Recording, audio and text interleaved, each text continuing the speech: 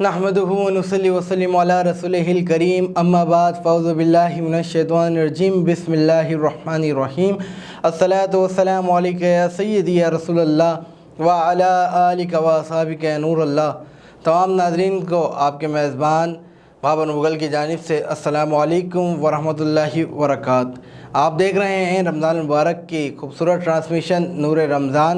जैसा कि आपको इल्म है, हमारे प्रोग्राम में रोज़ाना की बुनियाद पर मुख्तलिफ़ मौज़ूआत पर इल्मी गुफ्तगू की जाती है। आलम इस्लाम के मशहूर मारूफ़ आलिम दीन व सनख़ हज़रात तशरीफ़ फरमा होते हैं। इंशाअल्लाह आज भी इसी सिलसिले को आगे बढ़ाएंगे और आज का जो हमारा मौज़ू होगा वो मुख्तलिफ़ मसाइल रोज़ों के अंदर या रमज़ान के अंदर या इसके अलावा दीनी और दुनियावी मसाइल के ऊपर आज हम गुफ्तगू करेंगे। हमारे साथ मौजूद हैं गुफ्तगू करने के लिए आलम इस्लाम के मशहूर मारूफ़ आलिम दीन हज़रत अल्लामा मौलाना अब्दुल मोहम्मद नक्शबंदी साहब, और इन्हीं के साथ साथ तशरीफ़ फरमा हैं आलम इस्लाम के मशहूर मारूफ़ सना-ख्वां जनाब हाफिज़ वसीम नक्शबंदी साहब। इंशाअल्लाह अपनी अक़ीदत पेश फरमाएंगे। और जैसा कि हमारे प्रोग्राम का खासा है कि हम प्रोग्राम के आगाज़ में हम्द बारी ताला या नात रसूल मकबूल सल्लल्लाहु अलैहि वसल्लम से प्रोग्राम का आगाज़ फरमाते हैं, तो यहाँ पर मैं चाहूँगा कि हाफिज़ वसीम साहब आप कलम पेश फरमाएँ। औज़ु बिल्लाहि मिनश शैतानिर रजीम बिस्मिल्लाहिर रहमानिर रहीम सल्ले अला नबीना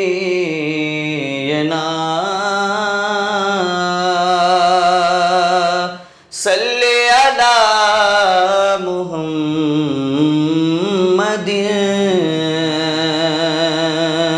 सल्ले अला शफीना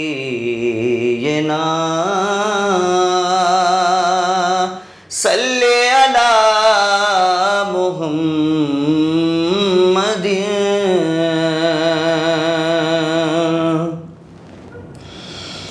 खुला है सभी के लिए बाबे रहमत,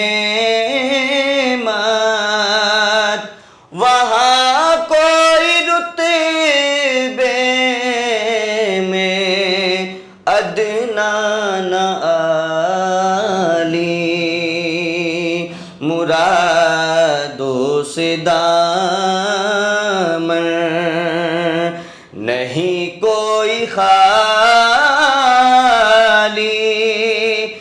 कतारे लगाए खड़े हैं सवाली, मैं के हाथ से दिल संभाले हुए था, तो थी दूसरे हाथ में उनकी जाली, दुआ के लिए हाथ उठते तो कैसे, न ये हाथ खाली न वो हाथ खाली, खुला है सभी के। जो पूछा किसी ने कि तुम नजर करने को क्या ले गए थे, तो तफसील सुन लो। जो पूछा किसी ने कि तुम नजर करने को क्या ले गए थे, तो तफसील सुन लो। थना तो का एक हार अशिकों के मोती, दुरूदों के गजरे सलामों की डाली, तनातों का एक हार, अश्कों के मोती, दुरूदों के गजरे سلاموں کی ڈالی کھلا ہے سبھی کے لیے باب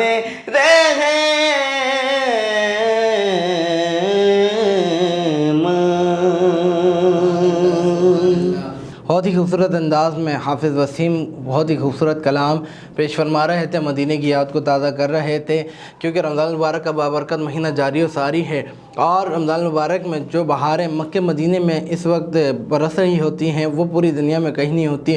اللہ پاک تمام ہی مسلمانوں کو، تمام ہی عاشقان رسول کو بار بار اپنے اور اپنے پیارے محبوب کے دربار کی باادب حاضری نصیب فرمائے۔ ناظرین کرام، جیسا کہ میں نے آپ سے بتایا کہ آج کا جو ہمارا موضوع ہوگا وہ مختلف مسائل پر ہوگا، تو اسی سلسلے میں ہمارے ساتھ تشریف فرما ہیں عالم اسلام کے مشہور و معروف عالم دین حضرت علامہ مولانا در محمد نقشبندی صاحب۔ السلام علیکم۔ وعلیکم السلام ورحمۃ اللہ۔ علامہ صاحب، آپ کیسے ہیں؟ کرم مالک، خیریت سے؟ الحمدللہ، آپ کی ہماری مختلف پروگرامز میں گفتگو جاری و ساری ہے، اور ہمارے ناظرین بھی آپ کی گفتگو بہت پسند کر رہے ہیں۔ علامہ صاحب، رمضان المبارک کا مہینہ شروع ہوتا ہے، دیکھا گیا ہے کہ جو مختلف چیزوں کی پرائز لسٹ ہے وہ بڑھ جاتی ہے، لوٹ کسوٹ ہو جاتی ہے یا ذخیرہ اندوزی ہو جاتی ہے۔ مطلب ایک چیز اگر رمضان المبارک سے قبل 50 روپے کی ہے تو 70، 80، 100 روپے کی ہو جاتی ہے، تو اس بارے میں آپ کیا کہیں گے؟ بسم اللہ الرحمن الرحیم، صلی اللہ علی النبی الامی و آلہ صلی اللہ تعالی علیہ وسلم، صلاۃ و سلام علیک یا سیدی یا رسول اللہ۔ بالکل مغل صاحب، یہ جو آپ فرما رہے ہیں بالکل بجا فرما رہے، اور یہ ہم مسلمانوں کے لیے ایک المیہ ہے کہ ہم ایک طرف مسلمان ہونے کا دعویٰ کرتے ہیں، اور یہ جو رمضان المبارک کا مہینہ ہے نا، یہ مساوات کا مہینہ ہے، بھائی چارگی کا مہینہ ہے، ہمدردی کا مہینہ ہے، ایک دوسرے کے ساتھ مل کے ہمدردی کرنے کا مہینہ ہے، ایک دوسرے کے ساتھ جو ہے اخوت کا مہینہ ہے۔ مگر افسوس کی بات یہ ہے کہ ہم اس مہینے کو بھی خالی نہیں جانے دیتے ہیں، بلکہ یہ کیا، ہر وہ موقع کہ جس میں ہم اپنے منافع کو دیکھتے ہیں تو فوراً سے ہم وہاں پر ذخیرہ اندوزی اور چیزوں کے جو ہے نا پرائز کو بڑھا دینا شروع کر دیتے، چاہے یہ موقع ہو۔ اسی طریقے سے بقرعید کے دنوں میں آپ دیکھیں گے وہاں پر بھی یہی کچھ چل رہا ہوتا ہے۔ آگے جیسے جیسے جیسے ایام آتے جائیں گے تو جیسے ہی ہمیں موقع لگتا ہے ہم اس وقت جو ہے، ویسے تو ہم سب سے بڑے مسلمان بھی بنیں گے، حاجی بھی بنیں گے، سب کچھ کریں گے، عبادت بھی، روزہ وغیرہ سب چیزیں کر لیں گے، مگر جیسے ہی موقع پاتے ہیں تو ہم وہیں پر جو ہے نا چیزوں کو، پرائز کو بڑھا دینا شروع کر دیتے ہیں۔ یاد رکھیے کہ ذخیرہ اندوزی کے حوالے سے جیسے بھی آپ نے فرمایا کہ ذخیرہ اندوزی، اگر اس پر ہم غور کرتے ہیں تو کئی ایسے احادیث مبارکہ موجود ہے جس میں حضرت عمر فاروق رضی اللہ تعالی عنہ سے روایت موجود ہے، فرماتے ہیں کہ جو لوگ ذخیرہ اندوزی کرتے ہیں اللہ تعالیٰ ان پر قحط کو مسلط فرما دیتا ہے، یعنی ان پر قحط آ جاتی ہے۔ اور ایک اور روایت میں تو یہاں تک فرمایا ہے کہ ان لوگوں پر قحط، غربت اور جذام کی بیماری کو مسلط فرما دیتا ہے۔ یعنی آج جو ہم رو رہے ہیں کہ غربت ہے تو ٹھیک ہے، غربت ہے، اور اس کی مین وجہ جو ہے وہ یہی ہے کہ ہم کیا کرتے ہیں کہ جو چیزیں رمضان المبارک میں ہمیں سستے کر کے بیچنی تھی، ہم اس کو کیا کرتے ہیں، مہنگا کر کے بیچنا شروع کر دیتے، اور اسی میں ہم ذخیرہ اندوزی بھی شروع کر دیتے۔ کئی ایسی چیزیں ہیں، کئی اشیاء ہے وہ رمضان المبارک سے پہلے لا کر جو ہے تاجر حضرات اس کو اسٹاک کر لیتے ہیں، اور پھر اس کے بعد جو ہے وہ چیزیں بالکل رمضان سے پہلے جو ہے نا مارکیٹ میں غائب ہے، ایک دم جو ہے وہ رمضان میں اس کو مارکیٹ میں لے کے آئیں گے، اور ایک کے بجائے جو ہے نا وہ 2 ڈبل ٹرپل کر کے اس کو بیچ دیں گے۔ اور ایسے بہت ساری مثالیں موجود ہیں۔ پچھلے 2-3 سالوں میں مجھے یاد ہے کچھ اس طرح کے فروٹ کے حوالے سے ہوا تھا کہ وہ فروٹ کو جو ہے بالکل مارکیٹ میں غائب ہو گیا، یعنی اس سے پہلے سیزن تھا تو سیزن میں اس کو اٹھا کر انہوں نے جو ہے نا اسٹاک کر لیا تھا اور بالکل غائب ہو گیا مارکیٹ سے، اور پھر اس کے بعد جو ہے نا وہ سیزن جیسے ہی رمضان آیا، اب ظاہر سی بات ہے لوگ جو ہے وہ خریداری کے لیے نکلے، تو وہی چیز جو سیزن میں مارکیٹ میں موجود نہیں تھا اب بغیر سیزن کے وہ مارکیٹ میں موجود ہے۔ مگر اللہ کا کرنا ہے ایسا ہوا کہ کئی لوگ اس میں خسارے میں چلے گئے۔ تو عرض کرنے کا مطلب یہی ہے کہ یہ رمضان المبارک کا جو مہینہ ہے یہ مساوات کا مہینہ ہے، بھائی چارگی کا مہینہ ہے، اور جو لوگ ایسے کرتے ہیں انہیں اسے عبرت حاصل کرنے کی ضرورت ہے کہ رمضان المبارک میں تو ہمیں ویسے ہی فرمایا کہ یہ وہ مہینہ ہے جس میں اللہ تعالیٰ انسانوں کے رزق میں برکت عطا فرما دیتا ہے۔ یہ مسلمانوں کا حال ہے۔ ہاں، اور ہم نے دیکھا ہے کہ غیر مسلم کنٹریز میں جہاں پر مسلمان اقلیت میں ہیں وہاں پر جو غیر مسلم افراد ہیں جن کے انڈر میں یہ چیزیں آتی ہیں وہ پرائس کو آدھے سے بھی آدھا کر دیتے ہیں تاکہ مسلمانوں کے لیے آسانی ہو۔ بالکل، اور یہاں عالمیہ یہ ہے کہ حکمران تو حکمران ہے، جو نیچے کا طبقہ ہے جہاں جن جو کر سکتے ہیں، حکمران سے تو امیدیں بھی ایسے لگائے رکھنی چاہیے، اچھی بات ہے، پائبستہ رہے شجر سے امیدیں باہر رکھ، ہم وہی امید لگائے رکھے ہیں، مگر جو نیچے کا طبقہ ہے، جو نیچے والا طبقہ جو کر سکتے تھے وہ بھی اس طرح نہیں کرتے ہیں۔ تو مغل صاحب یہ بہت المیہ ہے، اور رب تعالیٰ کی بارگاہ میں دعا ہی کر سکتے کہ اللہ تعالیٰ ہمیں جو ہے اس طرح کے معاملات میں جو ہے نا سمجھ عطا فرمائے، اور رمضان المبارک کا جو مہینہ ہے ہمیں اسے بھائی چارگی کے ساتھ، اخوت کے ساتھ، پیار کے ساتھ، محبت کے ساتھ گزارنے کی توفیق عطا فرمائے۔ علامہ صاحب یہاں پر میں ایک اور سوال شامل کروں گا، کیونکہ جیسے ہمارا پروگرام ضرور چاہ رہا ہے تو ناظرین میں سے میسیج کیا ہے کسی نے کہ زکوٰۃ کے حوالے سے بات کی جائے، انشاءاللہ اس پہ تفصیلی پروگرام ہم آگے کریں گے۔ تو چند گزارشات زکوٰۃ کے حوالے سے کہ زکوٰۃ کن لوگوں پر فرض ہے اور اس کی فضیلت کیا ہے؟ بسم اللہ الرحمن الرحیم۔ دیکھیں زکوٰۃ کی فضیلت اس حوالے سے تو کئی احادیث مبارکہ موجود ہیں، ٹھیک ہے۔ فرمایا کہ وہ لوگ جو زکوٰۃ نہیں دیتے ہیں ان کے لیے قرآن مجید میں تو وعید بھی موجود ہے۔ فرمایا کہ والذین یکنزون الذهب والفضة ولا ينفقونها فی سبیل اللہ فبشرهم بعذاب علیم، کہ وہ لوگ جو سونا چاندی جمع کر کے رکھتے ہیں اور اسے اللہ کے راہ میں خرچ نہیں کرتے، یعنی اس سے زکوٰۃ ادا نہیں کرتے، ولا ينفقونها فی سبیل اللہ فبشرهم بعذاب علیم، تو ان لوگوں کے لیے دردناک عذاب کی بشارت ہے، یعنی ان کو قیامت کے روز جو ہے نا دردناک عذاب ہوگا۔ اور ایک روایت میں تو یہاں تک فرمایا گیا کہ وہ لوگ جو سونا چاندی یا جو مال ہے اسے جمع کر کے رکھتے ہیں اور اس میں سے زکوٰۃ ادا نہیں کرتے، بروز حشر اس مال کو آگ میں گرم کر کے ان کے جسموں کو اس سے داغا جائے گا۔ اور فرمایا کہ ایسا نہیں ہے کہ ایک جگہ پہ داغا تو پھر دوسرا جو ہے نا الگ اسی کے اوپر دوبارہ داغ، فرمایا نہیں، بلکہ ان کو جسم کو اتنا بڑھا دیا جائے گا جس نے زکوٰۃ ادا نہیں کیے تھے، بلکہ جسم کے پورے حصوں پر جو ہے وہ داغتے جائیں گے۔ تو اس سے لوگوں کو عبرت حاصل کرنے کی ضرورت ہے۔ اور ایک روایت تو اور مشہور ہے، اللہ کے رسول صلی اللہ تعالیٰ علیہ وسلم نے ارشاد فرمایا کہ بروز حشر وہ لوگ جو اپنے مالوں کو جمع کرتے ہیں اور اس میں سے زکوٰۃ ادا نہیں کرتے ہیں تو یہی مال ایک سانپ کا شکل اختیار کر جائے گا، اور سب کے سامنے وہ جس کا مال تھا وہ اس سے بھاگتا رہے گا، اور وہ سانپ اس کا پیچھا کرتا رہے گا، اسے بھگاتا رہے گا، اور حتیٰ کہ وہ آدمی اپنے انگلیوں کو اس کے منہ میں دے دے گا۔ اور ایک روایت میں تو یہاں تک فرمایا کہ وہ سانپ اس کے گلے میں جو ہے نا توق بن جائے گا، اور بار بار اس سے یہی کہے گا کہ میں تیرا مال ہوں، میں تیرا مال ہوں، میں تیرا مال ہوں۔ تو یہاں سے ہمیں عبرت حاصل کرنے کی ضرورت ہے۔ میں مسائل پر جانے سے پہلے یہاں پر ایک واقعہ آپ کے سامنے پیش کر کے پھر مسائل پر انشاءاللہ گفتگو کریں گے۔ ویسے تو آپ نے فرمایا کہ انشاءاللہ اس پر ہم کوشش کریں گے مستقل ایک پروگرام کر لے، وہ ہمارا ارادہ بھی تھا، میں نے پچھلے دنوں بھی عرض کیا تھا، اس میں پھر کئی ساری چیزیں پرائز بانڈ کے حوالے سے بھی انشاءاللہ ہم گفتگو کریں گے، اور یہ ٹاپک چھوٹا نہیں ہے، بہت بڑا ٹاپک ہے، بہت زبردست ٹاپک ہے، انشاءاللہ اس پر ہم کر لیں گے۔ تو بنی اسرائیل کا ایک واقعہ ہے حضرت موسیٰ علیہ السلام کے حوالے سے ہے کہ وہ ایک جگہ سے گزرے تو دیکھا کہ ایک آدمی ہے جو ہے وہ عبادت میں مشغول ہے، نماز وغیرہ جو ہے ادا کر رہا ہے، تو آپ نے اسے دیکھا اور رب تعالیٰ کی بارگاہ میں عرض کی باری تعالیٰ یہ کتنا ہی نیک آدمی ہے۔ تو اللہ تعالیٰ نے فرمایا کہ اے موسیٰ یہ اس طرح کے جو ہے نا ہزاروں عبادتیں بھی کر لینا تو اس کی عبادتیں میری بارگاہ میں قابل قبول نہیں ہیں۔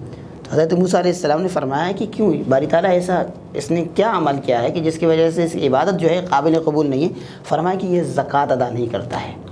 زکوٰۃ، جو لوگ زکوٰۃ نہیں دیتے ہیں، اب اس واقعہ کو دیکھ کر آپ اندازہ لگا سکتے ہیں کہ بھلے وہ روزہ، دیگر حج اور پتہ نہیں کیا کیا عبادتیں کرتے ہوں گے، مگر وہ جو زکوٰۃ ان کے اوپر فرض ہے اگر وہ زکوٰۃ ادا نہیں کر رہے ہیں تو ان کو اس سے جو ہے نا عبرت حاصل کرنے کی ضرورت ہے۔ اور ایک روایت میں یہاں تک فرمایا کہ جو لوگ زکوٰۃ نہیں دیتے ہیں تو وہ مال کہ جس میں سے انہوں نے زکوٰۃ ادا نہیں کی ہے وہ جس مال کے ساتھ مل جائے گا اسے ہلاک کر دے گا۔ یعنی وہ مال جس کے ساتھ مل جائے گا، ظاہر سی بات ہے یہ زکوٰۃ کا مال تھا، یہ فرض تھا، اب انہوں نے اسے ادا نہیں کیا، ظاہر سی بات ہے جس مال کے ساتھ مل جائے گا تو وہ اسے بھی حرام کر دے گا، یعنی وہ بھی ہلاکت کا ذریعہ بن جائے گا۔ تو اس سے جو ہے نا ناظرین کو جو ہے وہ بالکل ہی عبرت حاصل کرنے کی ضرورت ہے۔ زکوٰۃ صرف مال پر فرض ہے؟ نہیں، دیکھیں زکوٰۃ دیکھا جائے تو مال پر ہی فرض ہے، مگر مال کے مختلف اقسام ہیں، جیسے سونا ہے، چاندی ہے، ٹھیک ہے، پھر مال تجارت ہے، یا اس کے علاوہ جو ہے نا گاڑیاں وغیرہ جن کے پاس ہوتے تو اس کے مختلف اقسام ہے، ٹھیک ہے۔ گاڑی کے اوپر بھی ہوتی ہے؟ گاڑی کے اوپر نہیں ہے، گاڑی کے اوپر نہیں ہے، اس کی میں انشاءاللہ وضاحت کر لیتا ہوں۔ سب سے پہلے جیسے ہم بات کر لیتے ہیں نا کہ سونا چاندی نصاب زکوٰۃ جس کو ہم کہتے ہیں نا، نصاب زکوٰۃ، صاحب زکوٰۃ کون ہے؟ جیسے ابھی اپنے شروع میں سوال میں بھی کیا تھا نا کہ زکوٰۃ کس پر فرض ہے۔ دیکھیں ہر وہ بندہ کہ جس کے پاس 52.5 تولہ چاندی یا 7.5 تولہ سونا یا ان کے مالیت کے برابر پیسہ موجود ہے تو اس بندے کے اوپر زکوٰۃ فرض ہے، وہ صاحب نصاب ہے، ٹھیک ہے۔ اب زکوٰۃ کے پھر اس کے بعد جو ہے بعض دفعہ ایسا ہوتا ہے کہ ہمارے پاس کچھ سونا ہے، کچھ چاندی ہے، کچھ پیسے ہے، یہ بھی ہوتا ہے، اور بعض دفعہ ایسا ہوتا ہے کہ وہ سونا چاندی وغیرہ ہمارے پاس تو موجود ہے مگر ہم نے اسے اس لیے لے رکھا ہے کہ چلو بچوں کی شادی وغیرہ کرا لیں گے، بچوں کو دیں گے وغیرہ وغیرہ۔ تو دیکھیں اگر وہ سونا چاندی وغیرہ آپ نے بچوں کے شادی وغیرہ کے لیے لے رکھی ہے، اگر وہ بچے بالغ ہیں، اگر بچے بالغ ہیں اور آپ نے جو ہے وہ سونا چاندی بچوں کے سپرد کر دی اور وہ نصاب جیسے بھی میں نے عرض کی کہ 52.5 تولہ چاندی یا 7.5 تولہ سونے کے برابر ہے، اور وہ بچہ بالغ تھا، آپ نے اسے سپرد کر دیا ہے، تو اب اس کا جو ذمہ دار ہے وہ بچہ ہی ہے۔ اور اگر اس سے کم ہے، ابھی بچہ بالغ نہیں ہوا ہے اور یہ جو سونا چاندی ہے یہ نصاب کے برابر ہے اور وہ آپ کے پاس ہے، تو اب اس کا جو ذمہ دار ہے وہ آپ ہی ہوں گے اور اس سے جو ہے نا آپ ہی کو زکوٰۃ دینی پڑے گی۔ پھر اسی طریقے سے مال وغیرہ ہے، پیسہ ہے، یا اگر کسی کے پاس سونا چاندی نہیں ہے تو اس کے پاس اتنا پیسہ ہے کہ وہ 52.5 تولہ چاندی کی قیمت کو پہنچ جائے، اگر کسی کے پاس اتنا پیسہ ہے تو وہ صاحب نصاب ہے، پھر اس کو جو ہے 2.5% زکوٰۃ دینا ضروری ہے۔ یہاں پر بابر بھائی میں ایک عرض کرتا چلوں، لوگ شاید یہ سمجھتے ہیں کہ رمضان المبارک میں ہی زکوٰۃ دے سکتے ہیں، اس کے علاوہ زکوٰۃ نہیں دیتے ہیں۔ یہ اکثر لوگ ہم سے پوچھتے بھی ہے اور وہ یہی سمجھتے ہیں کہ جیسا رمضان کا مہینہ ہے تو اب جو ہے زکوٰۃ دینا ہے، اس کے علاوہ زکوٰۃ نہیں دے سکتے، ایسا کچھ بھی نہیں ہے۔ دیکھیں زکوٰۃ جو ہے وہ سال پورے ہونے پر فرض ہوتا ہے۔ اب مثال کے طور پر آپ کے پاس بقرعید کے موقع پر جو ہے کچھ پیسے آ گئے، ٹھیک ہے، وہ نصاب کے برابر تھے۔ اب جب اگلے سال بقرعید کے دن آ جائیں گے تو ان دنوں میں آپ کے اوپر زکوٰۃ واجب ہو جائے گی، ٹھیک ہے۔ وہ پیسے موجود ہوں پورے ایک سال تب یا صرف یعنی سال کے شروع میں آپ کے پاس جیسے پیسے تھے، پھر بیچ میں گھٹتے بڑھتے رہے، پھر آخری سال میں مطلب نصاب کے برابر ہو۔ ایسا نہیں ہے کہ مطلب 1 لاکھ روپے تو وہ آخر تک 1 لاکھ رہے، ایسا نہیں ہے۔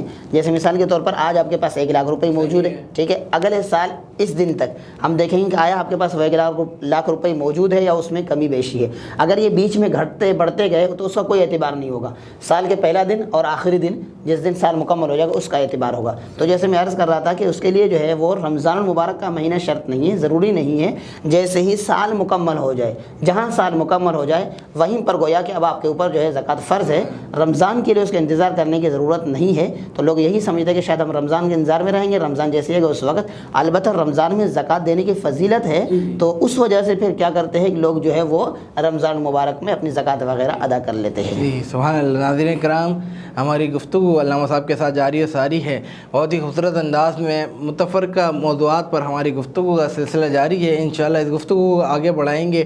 یہاں پر ہم شامل کریں گے ایک کلام حافظ وسیم نقشبندی کی آواز میں۔ ایک میں ہی نہیں ان پر قربان زمانہ ہے، ایک میں ہی نہیں ان پر قربان زمانہ ہے، جو رب دو عالم کا، جو رب دو عالم کا محبوب یگانہ ہے، کل پل سے ہمیں جس نے خود پار کرانا ہے، ہاں کل پل سے ہمیں جس نے خود پار کرانا ہے، زہرا کا وہ بابا ہے، زہرا کا وہ بابا ہے، حسنین کا نانا ہے، زہرا کا وہ بابا ہے، حسنین کا نانا ہے، آؤ در زہرا پر پھیلائے ہوئے دامن، واللہ واللہ آؤ در زہرا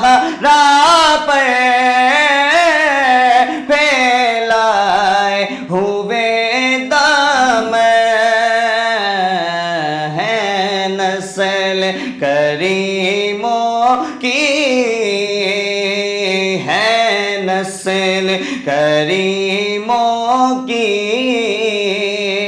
لجپال گھرانہ ہے نسل کریموں کی لجپال گھرانہ ہے۔ میں نے ایک بار کہا تھا یا رسول اللہ، میں نے ایک بار کہا تھا کہ جھولی میری خالی ہے، مجھے اتنا دیا مجھ سے سنبھالا نہ گیا ہے، نسل کریموں کی لجپال گھرانہ ہے، محروم کرم اس کو رکھیے نا سر محشر جیسا ہے نصیب آخر سائل تو پرانا ہے، ایک میں ہی نہیں ان پہ قربان زمانہ ہے۔ کہ آؤ در زہرا پر پھیلائے ہوئے دامن، یہ نسل کریموں کی لجپال گھرانہ ہے کہ کرم کے آشیانے کی کیا بات ہے، آپ کے آستانے کی کیا بات ہے، کتنے نانے بھی ہیں اور نواسے بھی ہیں، ابن حیدر کے نانا کی کیا بات ہے، اور فاطمہ و علی و حسین و حسن پنجتن کے گھرانے کی کیا بات ہے۔ بہت ہی خوبصورت انداز میں اپنی عقیدت پیش فرما رہے تھے جناب حافظ وسیم۔ ناظرین کرام، ہماری گفتگو کا سلسلہ جاری و ساری ہے، یہاں پر وقت ہوا ہے ایک چھوٹے سے بریک کا، انشاءاللہ حاضر ہوتے ہیں بریک کے بعد۔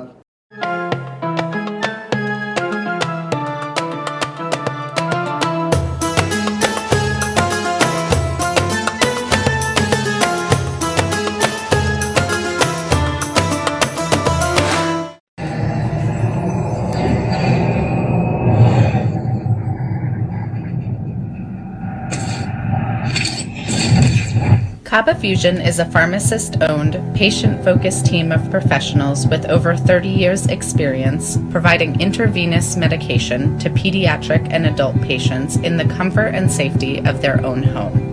Founded by Dr. Sohail Masood, a pioneer in the home infusion industry and recipient of Ernst & Young's Entrepreneur of the Year Award, Kaba Fusion has 28 state-of-the-art compounding pharmacies across the country with service capabilities nationwide. Specializing in IVIG, SCIG, and acute therapies, our highly skilled infusion nurses are present throughout your treatment and our clinicians are on call 24 hours a day. Please visit us at kabafusion.com for more information.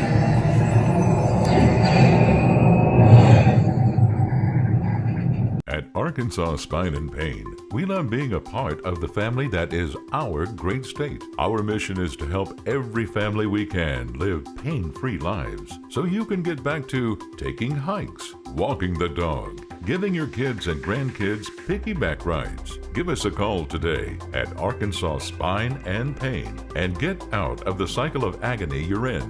You deserve to get your life back ASAP.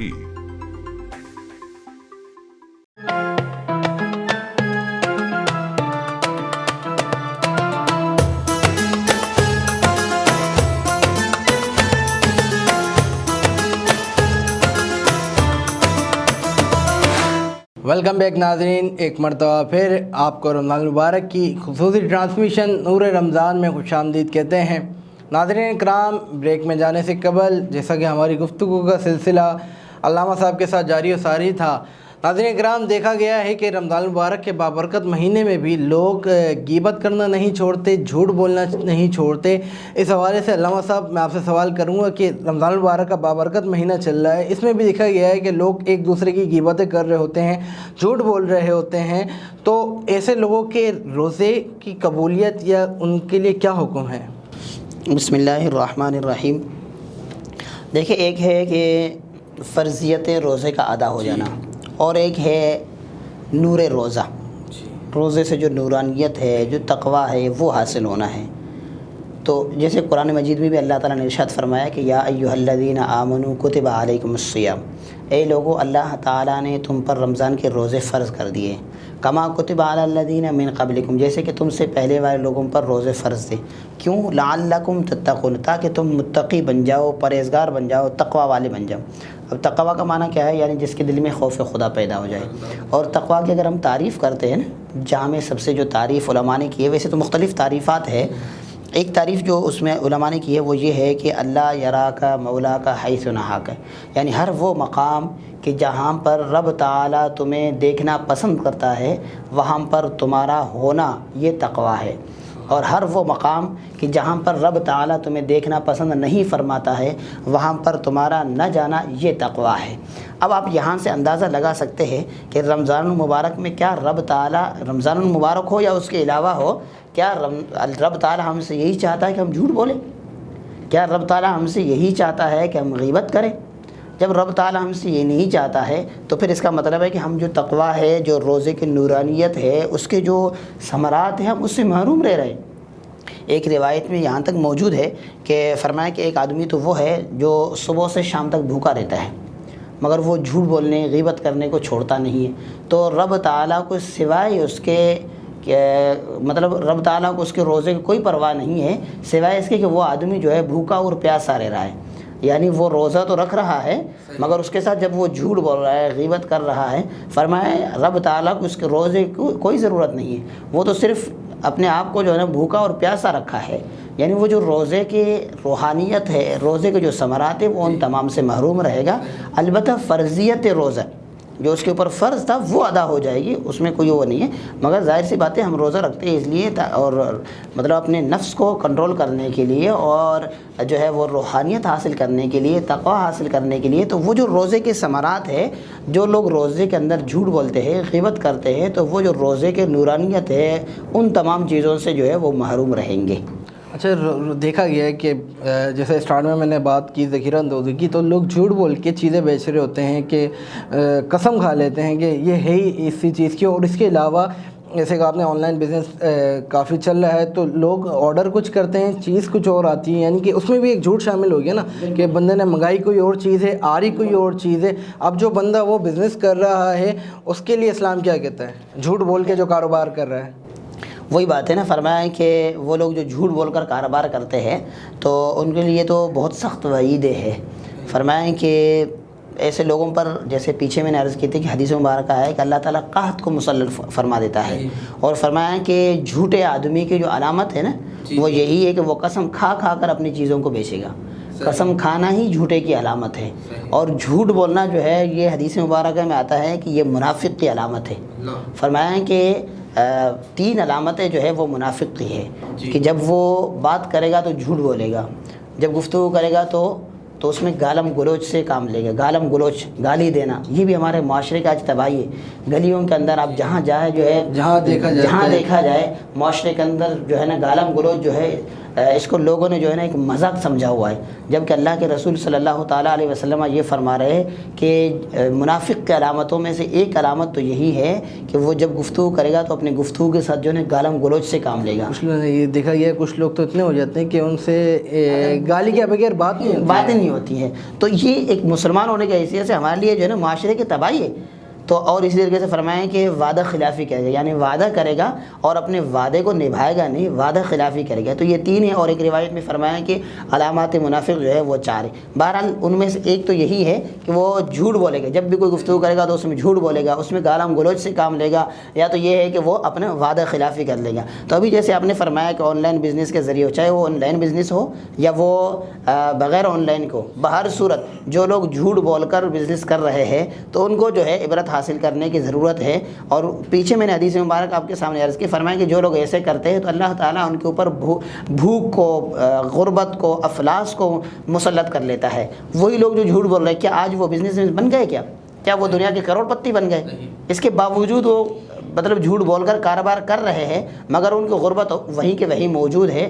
تو جو لوگ اخلاص کے ساتھ کاروبار کرتے ہیں جن کے لیے اللہ تعالیٰ نے جن کی تعریف فرمایا الرجال قوام، فرمایا کہ بعض لوگ تو وہ ہے کہ جو مطلب اس انداز سے کاروبار کرتے ہیں کہ ان کی زبان جو ہے ذکر الہی میں جو ہے وہ مشغول ہے ہمیشہ، اور ایک طرف جو ہے وہ اپنے کاروبار بھی کر رہے ہیں، جن کے تعریف و توصیف اللہ اور اس کے رسول صلی اللہ تعالیٰ علیہ وسلم نے فرمایا کہ جو سچے جو کاروباری لوگ ہوتے ہیں، سچے جو تاجر ہیں، بروز حشر وہ صدیقین، شہداء، انبیاء کے صفوں میں کھڑے ہوں. تو ہمیں غور کرنے کی چاہیے کہ ہم دنیا کی یہ جو عارضی زندگی ہے اس میں جھوٹ بول کر ہم اپنا روزے بھی حرام کر رہے ہیں اور بروز حشر بھی شرمندگی ہوگی. تو کیوں نہ ہم یہاں پر سچائی کے ساتھ کاروبار کر لیں، ایمانداری سے کاروبار کر لیں، بروز حشر جہاں انبیاء، صدیقین، شہداء ہوں گے تو وہیں پر اس صف میں لوگ کھڑے ہوں گے. اللہ پاک سب کو ایمانداری سے بابرکت کاروبار کرنے کی توفیق عطا فرمائے. ناظرین کرام، بہت ہی خوبصورت انداز میں علامہ صاحب کے ساتھ موضوعات پر گفتگو کا سلسلہ جاری و ساری ہے، اور یہاں پر میں شامل کروں گا ایک خوبصورت کلام. میں گزارش کروں گا حافظ وسیم نقشبندی سے کہ ایک خوبصورت کلام پیش فرمائیں. جو ہو چکا ہے جو ہوگا حضور جانتے ہیں، کہاں ہے عیش معلا حضور جانتے ہیں. میں ان کی باتیں کروں یہ نہیں میری اوقات. یوم وصال 3 رمضان المبارک بی بی فاطمہ الزہرا کا، اسی حوالے سے یہ شعر. میں ان کی باتیں کروں یہ نہیں میری اوقات، کہ شان فاطمہ زہرا حضور جانتے ہیں، کہ شان فاطمہ زہرا حضور جانتے ہیں. خدا نے اسی لیے قاسم تمہیں بنایا ہے.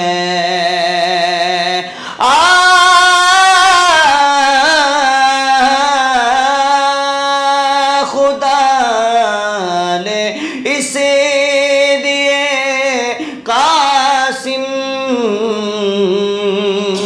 تمہیں بنایا ہے کہ بانٹنے کا طریقہ حضور جانتے ہیں، کہ بانٹنے کا طریقہ حضور جانتے ہیں. خدا ہی جانے عبید کو ہے پتہ کیا کیا، ہمیں بس اتنا پتہ ہے حضور جانتے ہیں. تیری عطا سے خدایا حضور جانتے ہیں. تیری عطا سے خدایا حضور جانتے ہیں. بے شک حضور پاک کو ہر چیز کا علم ہے، حضور پاک ہر چیز جانتے ہیں. یہ کل کائنات میرے آقا پیارے مصطفیٰ صلی اللہ تعالیٰ علیہ وسلم کے لیے بنی ہے، اور رب کی خاص عنایت، خاص کرم سے حضور پاک ہر چیز جانتے ہیں، ہر چیز پہ قادر ہیں. انشاءاللہ اپنے جو موضوع تھا اس کو آگے بڑھاتے ہیں. علامہ صاحب، یہاں پر ایک سوال شامل کروں گا کہ رمضان المبارک میں والدین کے ساتھ والدین کے کیا حقوق ہیں؟ مغل بھائی، والدین کے جو حقوق ہے وہ رمضان ہو یا غیر رمضان ہو، باہر صورت برابر ہے. ٹھیک ہے. اب ایسا نہیں ہے کہ رمضان المبارک میں جو ہے وہ والدین کے لیے کچھ الگ سے ڈسکاؤنٹ ہو اور عام دنوں میں الگ ہو, ایسا کچھ بھی نہیں ہے. رمضان میں خدمت زیادہ کرنی چاہیے, ظاہر سی بات ہے. تو اس حوالے سے میں نے یہ موضوع لیا کہ رمضان المبارک میں ماں باپ کی خدمت زیادہ کرنی چاہیے. جیسے بھی ابھی حدیث مبارکہ بارہا پیش کرتا رہا ہوں اور مناظرین نے سنی ہوگی, فرمایا کہ عام دنوں میں جو آپ نیکی کام کرتے ہیں تو ایک نیکی ہے, رمضان میں جب اسے کرتے ہیں تو وہ 70 گنا اسے اللہ تعالیٰ بڑھا دیتا ہے. تو یقیناً والدین کا جو مقام و مرتبہ ہے وہ بہت بلند و بالا ہے, ٹھیک ہے. اور جو لوگ جیسے حدیث مبارکہ میں ہے نا فرمایا کہ جو شخص والدین کو ایک مرتبہ جو ہے وہ ایک دفعہ پیار کی نگاہ سے دیکھ لیتا ہے تو اللہ تعالیٰ اسے ایک حج کا ثواب عطا فرما دیتا ہے. تو صحابہ نے عرض کیا یا رسول اللہ اگر کوئی 100 مرتبہ دیکھ لے, فرمایا کہ اگر کوئی 100 مرتبہ بھی والدین کو رحمت کی نگاہ سے دیکھ لیتا ہے تو رب تعالیٰ اسے 100 حجوں کا ثواب عطا فرمائے گا. اور وہ حج بھی ایسے نہیں, فرمایا کہ حج مبرور یعنی وہ حج جو اللہ کی بارگاہ میں مقبول ہو, قابل قبول ہو. تو والدین کے اگر ہم حقوق کی بات کرتے ہیں مغل بھائی تو یقیناً والدین کے جو حقوق ہے بہت اہم ہے. اور آج کے دنوں آج کل جو ہمارا معاشرہ ہے اس میں جہاں دیگر چیزوں کی تباہی ہے نا, وہاں پر جو ہے وہ والدین کو جس طریقے سے والدین کے ساتھ ہم سلوک کرتے ہیں ان تباہیوں میں سے ایک تباہی یہ بھی ہے کہ والدین کے حقوق سے جو ہے ہم ناواقف ہیں.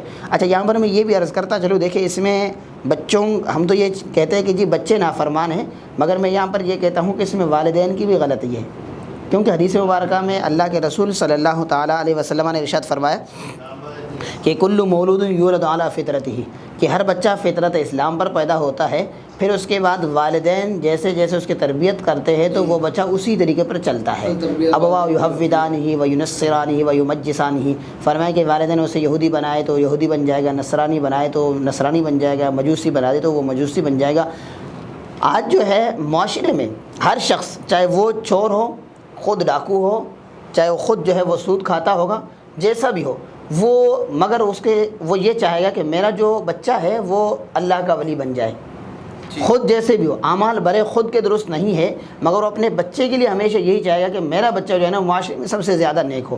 تو یاد رکھیے کہ بچے کے نیک ہونے کے پیچھے والدین کے بھی ہاتھ ہوتے ہیں. اب جی والدین کو دیکھ کر ہی سیکھے گا, والدین کو دیکھ کر ہی بچہ سیکھے گا. جب ہم خود والدین جو ہے وہ ادب و احترام نہیں کریں گے, ہم خود جو ہے اپنی والدین کا ادب و احترام نہیں کریں گے, تو کیا ہم یہ امید لگائے بیٹھیں گے کہ جو ہمارے بچے ہیں وہ ہمارے ادب و احترام کریں گے؟ کیونکہ وہ تو ہمیں دیکھ رہے ہیں, چلو ٹھیک ہے ابھی وہ بچے ہیں, ہمیں دیکھ رہے ہیں کہ ہم اپنے والدین سے کیا سلوک کر رہے ہیں. اگر ہم اپنے والدین سے جو ہے نا برے سلوک کر رہے ہیں, ظاہر سی بات ہے یہ بچہ آج تو بچہ ہے, چھوٹا ہے, مگر وہ سب کچھ دیکھ رہا ہے کہ اچھا بڑے ہو کر والدین کے ساتھ یہ سلوک کرنا ہے. تو پھر وہ جیسے جیسے بڑا ہوتا جائے گا تو ظاہر سی بات ہے پھر اس نے ہمارے ساتھ بھی وہی سلوک کرنا ہے جو ہم اپنے والدین کے ساتھ کر رہے ہیں. تو اس لیے جو ہے والدین کے حقوق بہت سخت ہے. ایک اور روایت مبارکہ میں موجود ہے, صحابہ کرام رضوان اللہ تعالیٰ علیہم اجمعین فرماتے کہ ایک روز جو ہے ایک شخص نزا کے عالم میں تھا, تو لوگوں نے آ کر اللہ کے رسول صلی اللہ تعالیٰ علیہ وسلم کے بارگاہ میں عرض کیا, رسول اللہ فلاں شخص جو ہے وہ نزا کے عالم میں ہے, سکرات میں ہے, مگر مشکلات میں ہے, آپ آئے اور اس کے لیے دعا فرما لیں. اللہ کے رسول صلی اللہ تعالیٰ علیہ وسلم حاضر ہو گئے. آپ نے دیکھا کہ واقعی وہ یعنی اس وقت جو ہے کرب کے عالم میں ہے, مشکل میں ہے. تو اللہ کے رسول نے فرمایا کہ اس کے والدین عزیز و قارب کون زندہ ہے؟ تو بتایا گیا کہ والدہ زندہ ہے. آپ نے والدہ کو بلایا, فرمایا کہ تم اسے بخش دو, معاف کر دو, تاکہ یہ اس کا معاملہ جو ہے نا جلد حل ہو جائے اور اللہ کے بارگاہ میں یہ چلے جائے. تو والدہ کہنے لگی کہ جی انہوں نے تو مجھے دنیا میں بہت تپایا ہے, بہت تڑپایا ہے, بہت تنگ کیا ہے مجھے, میں تو کسی صورت میں سے معاف کرنے کے لیے تیار نہیں ہوں. تو اللہ کے رسول صلی اللہ تعالیٰ علیہ وسلم نے ارشاد فرمایا صحابہ سے کہ جاؤ لکڑیاں جمع کر لو اور اسے جو ہے ہم جلا دیتے ہیں. تو صحابہ نے جیسے ہی لکڑی جمع کرنا شروع کر دی تو وہ خاتون پوچھنے لگی کہ یا رسول اللہ کیا کر رہے آپ؟ فرمایا کہ میں اسے لکڑیوں میں جلا دوں گا کیونکہ تم اسے جو ہے وہ معاف نہیں کر. ظاہر سی بات ہے تو یہ آگے جا کر جلنا ہے تو میں اسے دنیا میں ہی جلا دیتا ہوں. اب ظاہر سی بات ہے وہ ماں ہے تو وہ کہنے لگی کہ یا رسول اللہ میں نے اس کو بخش دیا ہے. فرماتے ہیں جیسے ہی والدہ نے اسے بخش دیا تو وہیں سے جو ہے اس کا معاملہ حل ہو گیا اور اللہ کے بارگاہ میں قابل کو پرواز گئے گئے. تو یہ والدین کے حقوق ہے. فرمایا کہ دنیا کے اندر جو لوگ جو بھی معاملہ کرتے ہیں اس کا تو حساب کتاب وہ آخرت میں ہی ہوگا, قبر میں اس کے معاملات ہیں. مگر والدین کے حوالے سے فرمایا جو والدین کا نافرمان ہوتا ہے نا وہ اس کا سزا دنیا میں ہی بھگتتا ہے. دنیا میں ضرور اس کو کوئی نہ کوئی اس کی سزا مل جائے گی۔ تو اس لیے والدین کی جو نافرمانی ہے وہ رمضان المبارک کا مہینہ ہو یا غیر رمضان کا مہینہ ہو، بہر صورت والدین کا ادب و احترام سب پر لازم ہے، اور اس کی بے شمار فضیلتیں بھی ہے، احادیث مبارکہ بھی ہے۔ اللہ کے رسول نے فرمایا کہ ہما جنتوں کا و ہما ناروں کا، وہ تمہارے لیے جنت بھی ہے، وہ تمہارے لیے جہنم بھی ہے۔ اب تمہیں غور کرنی چاہیے کہ تم ان سے جنت حاصل کر رہے ہو یا ان سے جہنم حاصل کر رہے ہو۔ مغل بھائی میں آخری حدیث مبارکہ پیش کر کے اس کے بعد گفتگو ختم کرتا ہوں۔ ایک مشہور حدیث ہے رمضان المبارک کا بھی، اس میں ذکر ہے، والدین کا بھی ذکر ہے کہ اللہ کے رسول صلی اللہ تعالیٰ علیہ وسلم ایک دن جو ہے وہ مسجد میں تشریف لائے۔ جیسے ہی آپ ممبر پر تشریف لائے تو آپ نے خلاف معمول 3 مرتبہ جو ہے وہ آمین فرمایا۔ تو صحابہ کرام رضوان اللہ تعالیٰ علیہ اجمعین نے عرض کی یا رسول اللہ صلی اللہ تعالیٰ علیہ وسلم، آج آپ جو ہے خلاف معمول 3 مرتبہ آپ نے آمین فرمایا ہے، اس کی کیا وجہ ہے؟ تو اللہ کے رسول صلی اللہ تعالیٰ علیہ وسلم نے فرمایا کہ جب میں ممبر پر پہلی سیڑھی پر آیا تو جبرائیل امین میرے پاس آیا اور وہ آ کر عرض کرنے لگے یا رسول اللہ، ہلاک ہو جائے، برباد ہو جائے وہ شخص کہ جس نے جو ہے والدین میں سے دونوں کو یا کسی ایک کو بڑھاپے میں پایا اور ان سے جنت حاصل نہیں کی۔ اور اگلے پر فرمایا کہ جبرائیل امین نے کہا کہ یا رسول اللہ، ہلاک ہو جائے وہ شخص کہ جس نے رمضان المبارک کے مہینے کو پایا اور اس نے جو ہے نا اپنے لیے بخشش کا ذریعہ نہیں بنایا۔ اور تیسرے پہ فرمایا کہ یا رسول اللہ، جبرائیل امین نے عرض کی یا رسول اللہ صلی اللہ تعالیٰ علیہ وسلم، ہلاک ہو جائے وہ شخص کہ جس کے سامنے آپ کا ذکر ہو اور وہ آپ پر درود پاک نہ پڑے۔ تو یہ حدیث مبارکہ جب ہم دیکھتے ہیں تو اس میں دیکھیں رمضان کا بھی ذکر ہے، والدین کا بھی ذکر ہے۔ فرمایا کہ وہ ہلاک ہو جائے کہ جس نے والدین کو بڑھاپے میں پایا اور اس کے باوجود اس نے ان سے جنت حاصل نہیں کی۔ تو اب ہم میں سے ہر ایک کو بحیثیت مسلمان اپنے گریبان میں جان کر دیکھنے کی ضرورت ہے کہ میں نے اپنے والدین کو راضی کیا ہے کہ نہیں۔ اگر میں نے اپنے والدین کو راضی نہیں کیا، ظاہر سی بات ہے آج والدین ہمارے درمیان موجود ہے، حیات ہے، کل انہوں نے دنیا سے جانا ہے، اور کوئی پتہ نہیں کہ والدین پہلے چلے جائے یا ہم پہلے چلے جائیں۔ اگر ہم نے والدین کو راضی نہیں کیا ہے تو خدا نخواستہ اگر ہم اس سے پہلے چلے گئے تو پھر قبر میں ہمیں جواب دینا ہے، اور اگر یہ نعمت ہمارے درمیان سے اٹھ گئی والدین کی صورت میں تو پھر اس کے بعد ہم کیا کریں گے؟ پھر ہم کس کے پاس جائیں گے؟ پھر ہمیں بھگتنی پڑے گی۔ تو اس لیے جو ہے والدین کے جو مقام و مرتبہ ہے وہ بہت بلند و بالا ہے، اور ہمیں آخرت کو سامنے رکھتے ہوئے اس پر غور کرنے کی ضرورت ہے کہ ہم نے والدین سے جنت حاصل کی ہے یا نہیں کی ہے۔ اللہ نے ہمیں جنت دی تھی، فرمایا کہ تم اس سے جنت حاصل کر لو، اب اس میں سے ہم نے جنت حاصل نہیں کی ہے تو یہ ہماری اپنی ہی کوتاہی ہے۔ سبحان اللہ۔ اللہ پاک آپ کو ہم سب کو والدین کا ادب و احترام کرنے کی توفیق عطا فرمائے۔ ناظرین کرام، بہت ہی خوبصورت گفتگو ہماری علامہ صاحب کے ساتھ جاری و ساری ہے، اور جیسا کہ آپ سماعت فرما رہے ہیں حافظ وسیم نقشبندی بھی اپنی عقیدت حضور پاک کی بارگاہ میں گلہ عقیدت پیش فرما رہے ہیں۔ میں ان سے گزارش کروں گا کہ کلام پیش فرمائیں۔ حضور میری تو ساری بہار آپ سے ہے،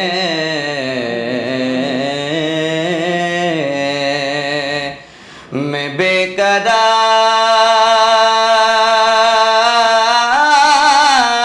تھا، میں بے قرار تھا، میرا قرار آپ سے ہے۔ حضور میری تو ساری کہاں وہ عرض مدینہ، کہاں میری ہستی، یا رسول اللہ کہاں وہ عرض مدینہ، کہاں میری ہستی، یہ حاضری کا شرف بار آپ سے ہے،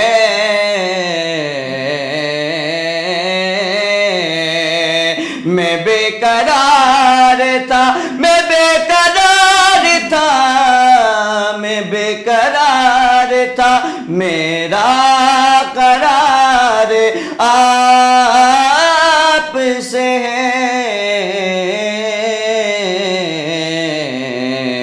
حضور میری تو ساری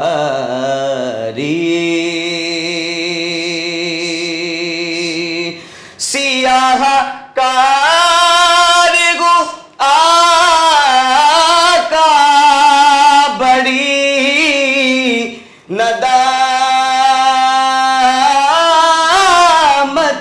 ہے، سیاہ کارگو آقا بڑی ندامت ہے، قسم خدا کی یہ میرا وقار آپ سے ہے، قسم خدا کی یہ میرا وقار آپ سے ہے،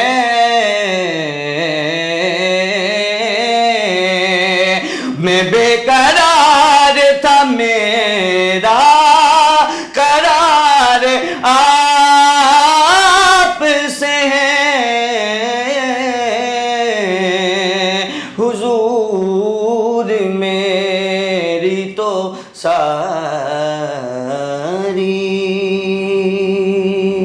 حضور میری تو ساری بہار آپ سے ہے، میں بے قرار تھا میرا قرار آپ سے ہے۔ ناظرین کرام، یہاں پر وقت ہوا ہے چھوٹے سے بریک کا، انشاءاللہ حاضر ہوتے ہیں بریک کے بعد۔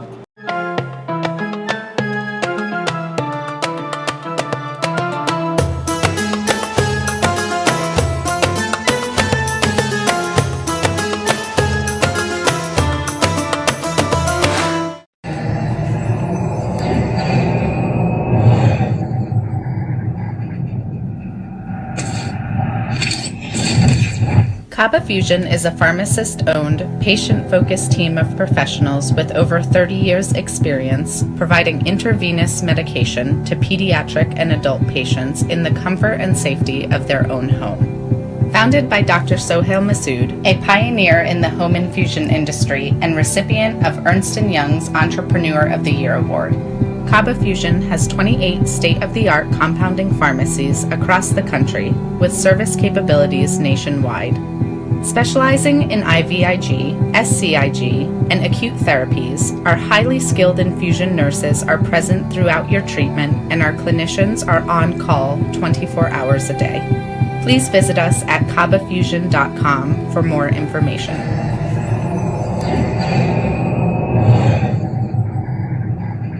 At Arkansas Spine and Pain, we love being a part of the family that is our great state. Our mission is to help every family we can live pain-free lives so you can get back to taking hikes, walking the dog, giving your kids and grandkids piggyback rides. Give us a call today at Arkansas Spine and Pain and get out of the cycle of agony you're in. You deserve to get your life back ASAP.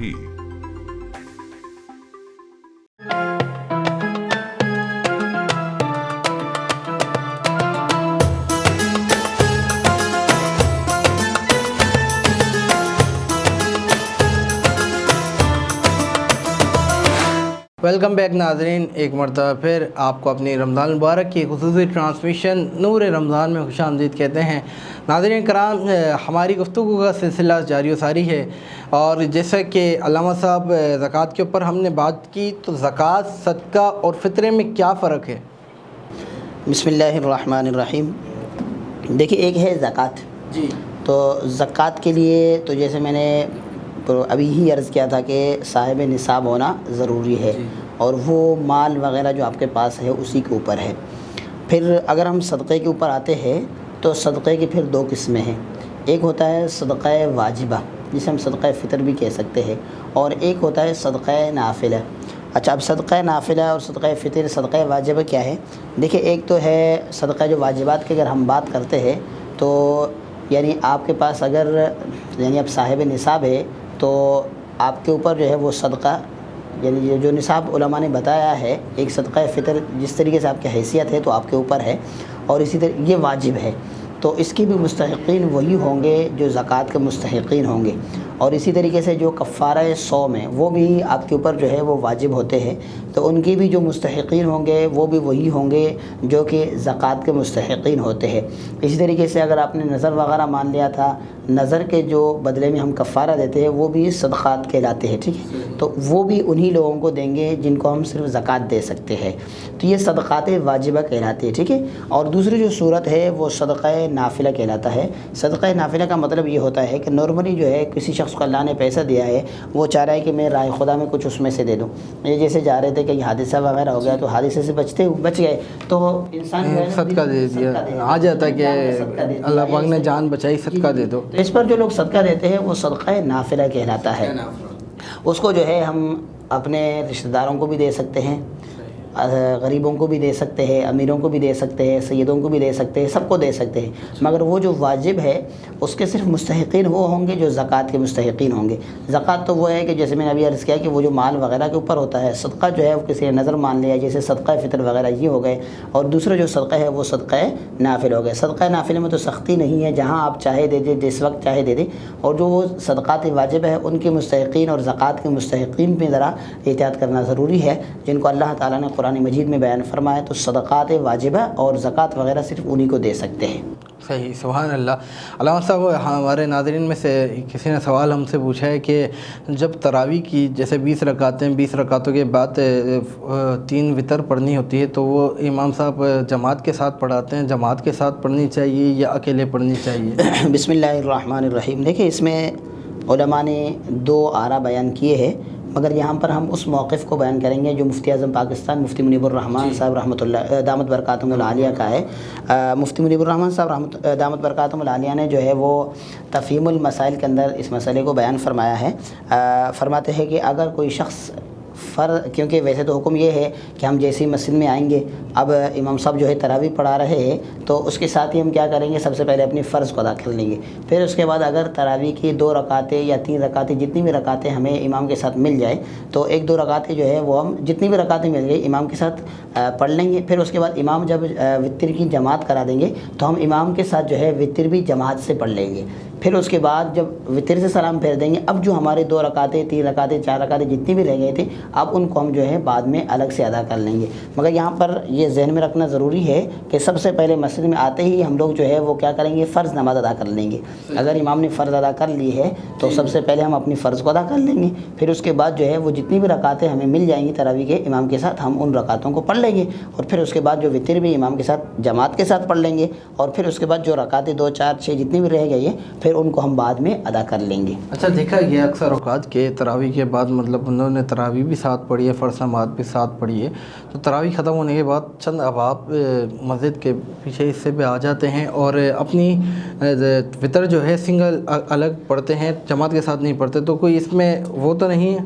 دیکھیں میں نے ابھی جیسے آپ کے سامنے عرض کی نا، میں نے کہا کہ اس میں علماء کی 2 مختلف آراء ہے، مگر میں نے آپ کے سامنے جیسے عرض کی کہ مفتی اعظم پاکستان مفتی منیب الرحمن صاحب نے جو مسئلہ بیان فرمایا ہے، میں نے وہ اپنے ناظرین کے سامنے بیان فرما دیا تاکہ آسانی ہو جائے، اور میں نے کتاب کا بھی حوالہ دیا کہ تفہیم المسائل کے اندر یہ مسئلہ اسی طریقے سے موجود ہے۔ باقی ہو سکتا ہے کہ کسی نے کسی اور عالم دین سے سنا ہو اور وہ اس عالم دین نے اس انداز سے بتایا کہ بھئی آپ اپنی وتر کو الگ پڑھ لیں، تو ہو سکتا ہے انہوں نے وہاں سے اس عالم دین سے سنا ہو، یا کسی کتاب وغیرہ میں جیسے فقہ کتاب وغیرہ ہے اس نے وہاں پڑھ لیا ہو، تو ظاہر سی بات ہے انہوں نے وہاں سے پڑھ لیا ہوگا، تو اختیار ہے۔ سوال یہ علامہ صاحب، یہ غلط تو نہیں ہے نا کوئی؟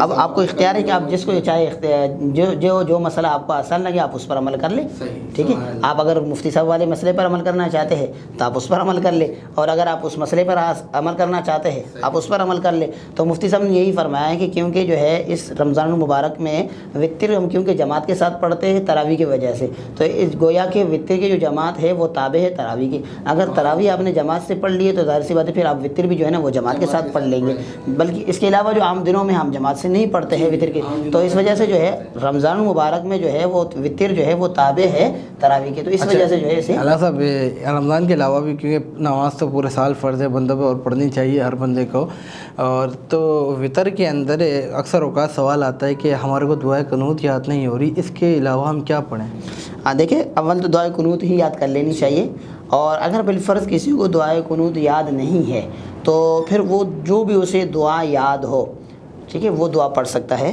جیسے مثال کے طور پر ربنا آتنا فی الدنیا قرآن کی جو آیت ہے اسی بھی پڑھ سکتا ہے، یا اس کے علاوہ کوئی اور ایسی دعا جو واقعی اسے یاد ہو صحیح معنوں میں وہ اسے بھی پڑھ سکتا ہے جب تک کہ اسے دعائے قنوت وغیرہ یاد ہو جائے.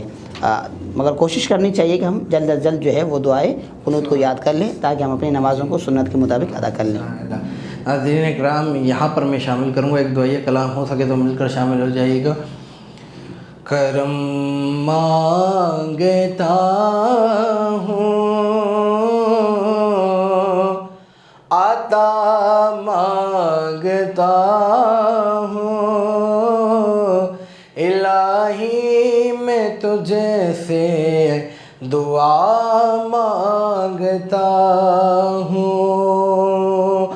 عطا کر تو شان رحیمی کا صدقہ، عطا کر دے مولا کریمی کا صدقہ.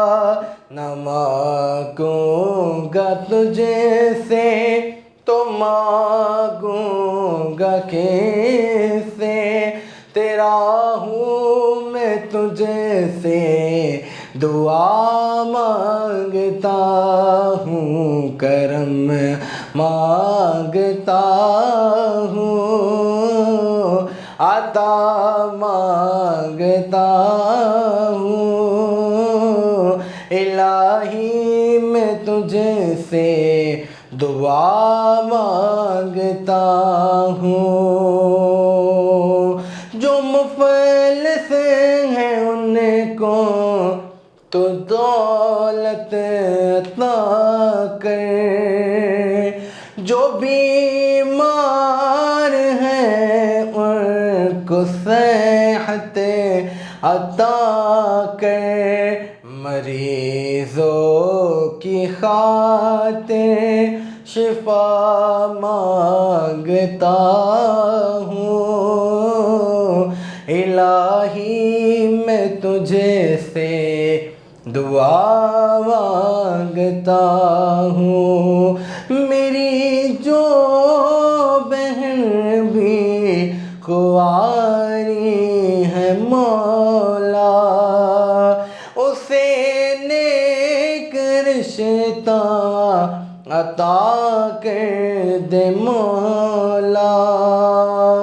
میں صدقہ زہرا صدا مانگتا ہوں، الہی میں تجھے سے دعا مانگتا ہوں. کرم مانگتا ہوں، عطا مانگتا ہوں، الہی میں تجھے سے دعا مانگتا ہوں.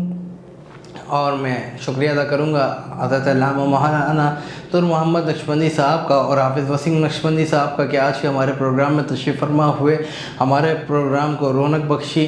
اسی طریقے سے ناظرین کرام کل پھر نئے مہمانوں نئے صنفانوں کے ساتھ حاضر ہوں گے، اور انشاءاللہ اختتامی دعا کے ساتھ ہمارا اختتام ہوگا. کل تک کے لیے اپنے میزبان بابر مغل کو دیجیے اجازت. السلام علیکم ورحمۃ اللہ وبرکاتہ. آمین. اللہم صلی علی سیدنا مولانا محمد وعلی آل و اصحاب سیدنا مولانا محمد وبارک وسلم. ربنا ظلمنا انفسنا وإن لم تغفر لنا وترحمنا لنكونن من الخاسرین. مولا کریم ہم سب کے عبادتوں کو روزوں کو اپنی بارگاہ میں شرف قبولیت عطا فرما. مولا کریم ہم سب کے صغیرہ کبیرہ گناہوں سے درگزر فرما. مولا کریم ہم سب کے والدین کو صحت و تندرستی عطا فرما. مولا کریم جن کے والدین اس دنیا فانی سے جا چکے، مولا کریم ان تمام کی مغفرت فرما. مولا کریم ہم سب کے زبانوں پر درود مصطفیٰ، عمل میں سنت مصطفیٰ، قبر میں زیارت مصطفیٰ، میدان محشر میں شفاعت مصطفیٰ، پل صراط پہ دامن مصطفیٰ، حوض کوثر پہ جام مصطفیٰ، اور جنت میں رفاقت مصطفیٰ عطا فرما. وصلی اللہ تعالی علی خیر خلقہ محمد وعلی آلہ واصحابہ اجمعین برحمتک یا ارحم الراحمین.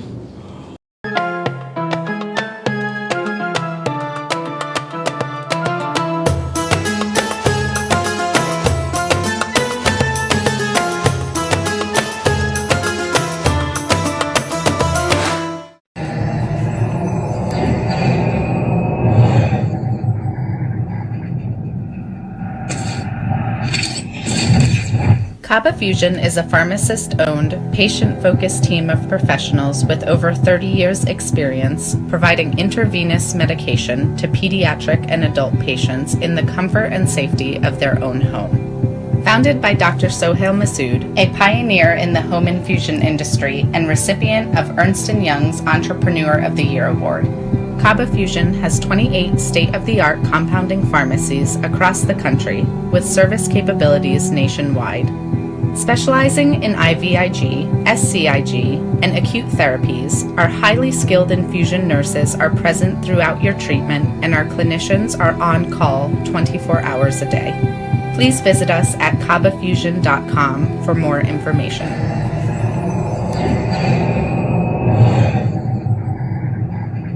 At Arkansas Spine and Pain, we love being a part of the family that is our great state. Our mission is to help every family we can live pain-free lives so you can get back to taking hikes, walking the dog, giving your kids and grandkids piggyback rides. Give us a call today at Arkansas Spine and Pain and get out of the cycle of agony you're in. You deserve to get your life back ASAP.